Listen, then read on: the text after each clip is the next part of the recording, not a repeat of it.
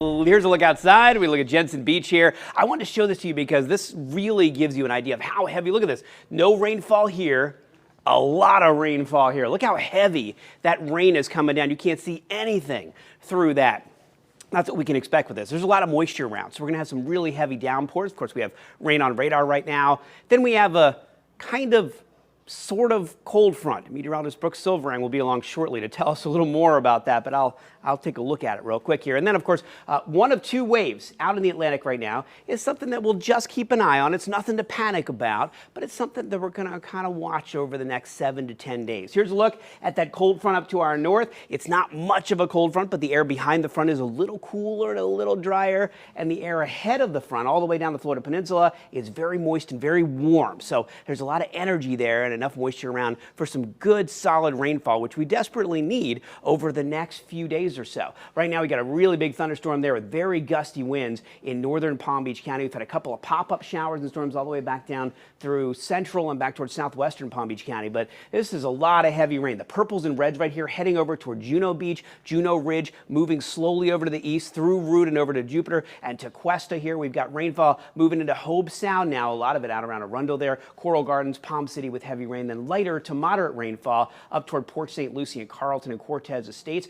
Got some rainfall out to the west there in St. Lucie County. And as we head up to the north a little bit, we're looking at Vero Beach with a little light rain and some showers and storms heading into Okeechobee County. When we look at future track here, there's that front working its way south. It comes down pretty far south, actually. For this time of year, we don't expect a front to move all the way down into South Florida, but it looks like at least it tiptoes its way into the northern parts of our viewing area as we get to Wednesday, Thursday, and Friday, and that's when it really stirs things up for the second half of the work week, but then it starts to move away as we get into the weekend, leaving us with a lot less rainfall just in time for those weekend activities. So chances for rain increases. The front drops south, 60% chance for rain tomorrow, 50% Thursday, 60% Friday, and then over the weekend, about a 40% Saturday, dropping down to about a 20% chance for rain on Sunday. So a quick decrease in rainfall. Temperatures right now, 80s, low 90s here and there. We're going to take it to the tropics and go all the way across the Atlantic over here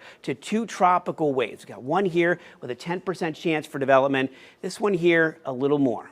It's got about a 40% chance for development, and it's going to start moving over toward Puerto Rico and Hispaniola as we get into the weekend, the beginning of next week. Some computer models do have it developing more as it heads over toward either the Bahamas or the Northern Caribbean by the time we get to next weekend, not this coming weekend, but the end of next week and the following weekend. So let's look at the rain chances here. 60% tomorrow, 50% Thursday, 60% Friday, and as I mentioned, rain chances going down over the weekend, but this rainfall being caused by that, Brooke, I've been calling it a not so cold front, although people get really excited with all this heat when you say cold front these days. That's right. Yeah. Our friends in, northern Florida, Glenn, we have to drive about 6-7 hours to feel a little bit of a difference. But yeah, we're not going to see another cold front here in South Florida for at least a couple of more weeks.